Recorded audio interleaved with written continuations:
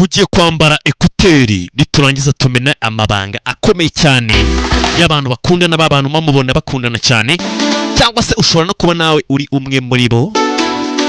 Ariko ngiye kukubwira ibintu bitandatu bihambaye cyane, bikomeye cyane, bikwereka yuko wa mukunzi wawe nubwo umukunda cyane ushobora kutazabana. Ni ikiganiro cy'iminota 15 yonyine gusa, byose bikaba birarangiye ugahita umenya ngo wagwani magaze neza mu rukundo cyangwa se ifeke cyane nkwiye gushaka abandi bashiri. So banze kuri subscribe hanyuma nze dukomeze. Ibi bimwe mu biganiro ngiye kujya mbagezaho gake gake, tugenda twiyungura ubumenyi. Nasomye kuruhuka gato mvuye mu mafilime nkahita nza nkabakubita ikiganiro tugahita twikomereza.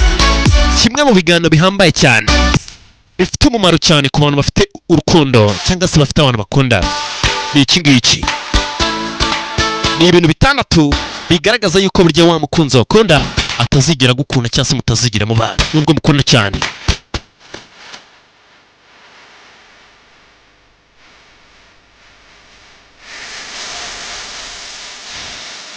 Ikintu cya mbere kigaragaza yuko mukunzi mutazigira mu bana nuko buriya nubwo mugira ibintu byose muganira byinshi cyane, muri kuganira muvuga muti iki ni iki, buri kintu cyose hano twaganiriye kabaye, nta kintu cyazaza mujye mushyiramo cyangwa se ngo muhategure muri kumwe muganira utuntu tw'amabwa twa kiniki, ariko mwagira ku bintu by'ahazaza hanyu mugasimbuka cyangwa se bigasa naho nta kintu muvuze.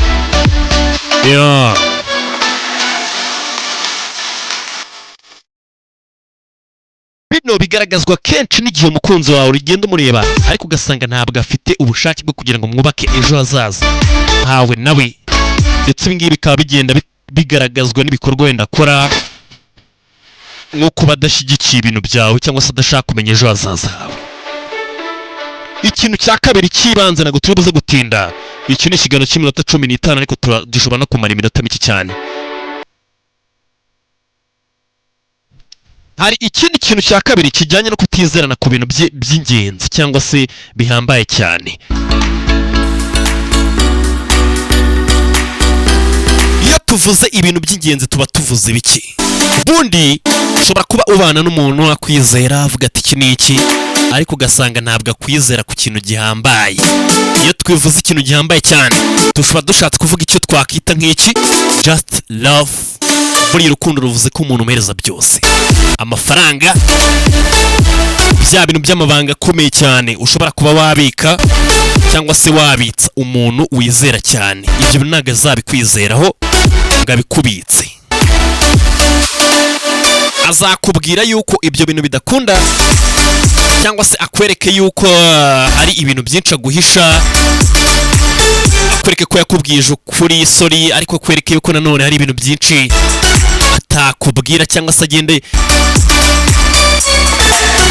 akwereka ibimenyetso bigaragaza ko ari ibyo aguhisha, ndetse n'ahantu he hibanga hakomeye ntabwo azigera hakwinjiza nubwo yaba agukunda kajana.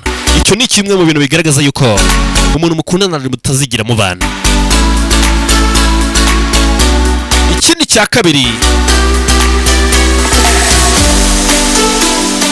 ni ugukomeza kuba mu rukundo rw'ibihe by'igihe gito.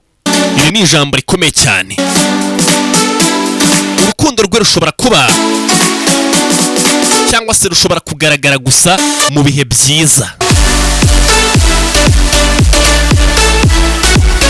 ariko mu bihe bikomeye ukabona wagira ngo ntagahari.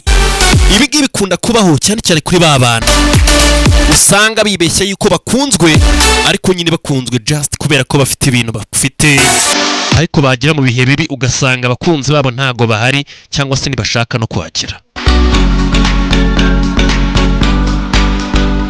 Urukundo rukagera rubaho mu bihe byiza, ukajya ubona umuntu aragukunda cyane, mwagiye nko gutembera ku mazi cyangwa se iki n'iki, ariko wagera mu bihe bigoye umuntu akakubwira ati wapi, uwo muntu nta muntu umubona uzamenye ko uwo mukunzi wawe, cyangwa se nubona adashishikajwe no kumenya uko umeze ngo mwishime, ariko yamaze kumenya niba umeze neza ku rwego rwa nyuma, cyangwa se nimujya no kwishima abanza kubaza ati biti bimeze bite, ukabona nyine ashishikajwe n'ibyawe gusa bishimishije.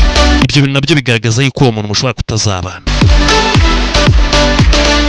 banza ukore subscribe hasi aho ngaho nze dukomeze. Yo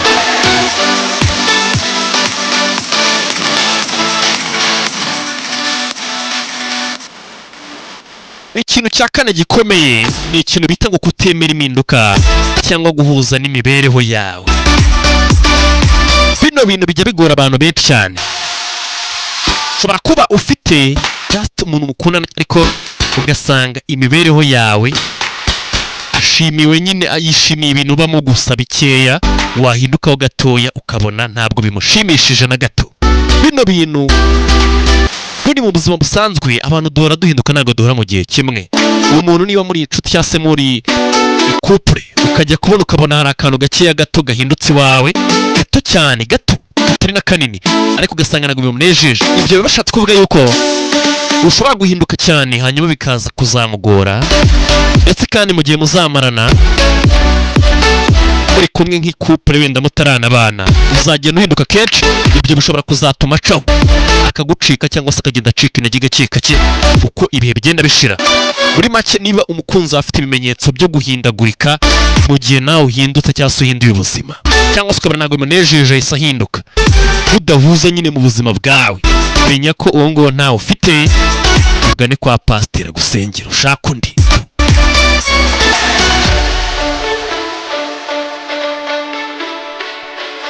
Ikindi kintu cy'ibanze kinakomeye cyane,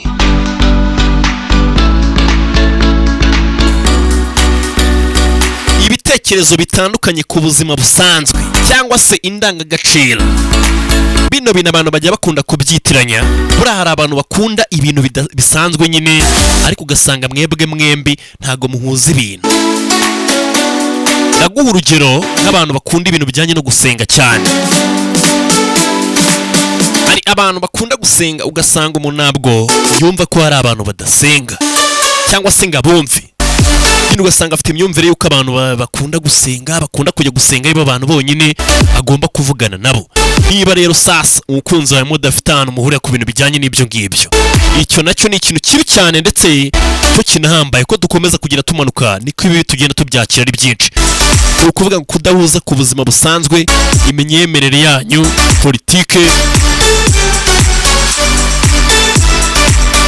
Nubwo ashobora kuba gukunda ibitekerezo bye ku buzima, politiki, imyemerere cyangwa se imitekerereze biratandukanye cyane n'ibyawe. Ashobora kuba akunda abantu b'abasitari, wowe ugakunda abantu b'abantu nyine b'abadiplomati biyambarira neza. Gutya ibyo bintu ubwo biba bihabanye cyane. Nubwo mwakundana cyane bikagenda gute, ariko igihe kiba kizagera ibyo bintu ntibishoboke, kuko ku isi hari abantu benshi bahuje n'uwakunda.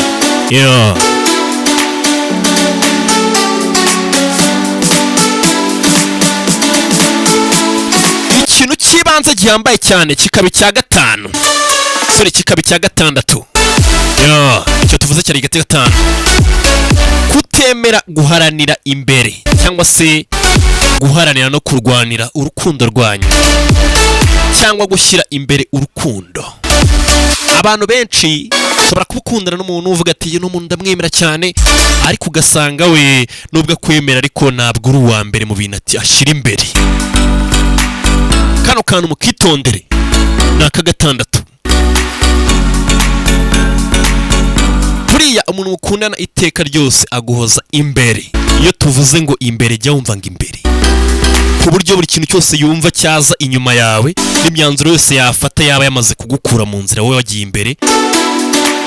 Ibibazo byose mwahura nabyo akaba ari wa muntu wakwitangira akarwanira urukundo rwanyu kugeza rugomeje guhagarara.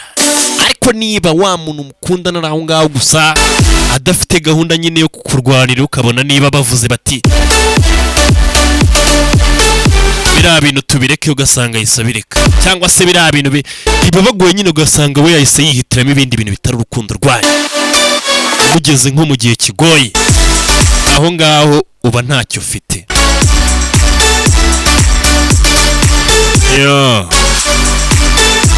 Hano baravuga bati ntabwo yiteguye gukora ibikomeye kugira ngo urukundo rwanyu rukomeze cyangwa se rukomere.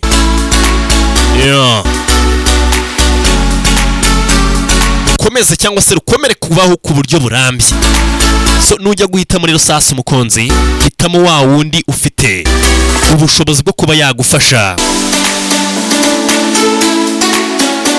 akaba yatekereza kuri gahunda zawe z'ahazaza ndetse n'izanyu muri rusange, akizera ibijyanye n'iby'ingenzi, ndetse mwese mukagenda mwizerana hagati yanyu, gukomeza kuba mu rukundo rw'ibihe bitoya mukabireka, mukajya mutekereza n'igihe kigoye cyane, ndetse kwemera impinduka mu gihe imibereho ihindutse, cyangwa se wenda wari nk'umuntu usanzwe ukaba nk'icyamamare cyangwa se umuntu ukennye, byose nyine byose ugasanga n'umuntu byemera. Ibitekerezo bitandukanye ku buzima ndetse n'indangagaciro, ibyo niba bihari nabyo ukamenya yuko ari ikibazo. Ndetse ikintu cy'ingenzi gihambaye cyane, umuntu utazarwanira urukundo rwawe nubwo byaba iby'akanya gato, nta kintu na kimwe mwaba muri gufataho. Bye bye. Kari akantu kanyuzemo, ni n'akaganiro gato ariko karimo ubwenge bwinshi cyane. Ndabakunda cyane, banyita Scoff. Reka nze dukomeze, ni kuri ya YouTube yacu natwe. Mukore subscribe hasi na like.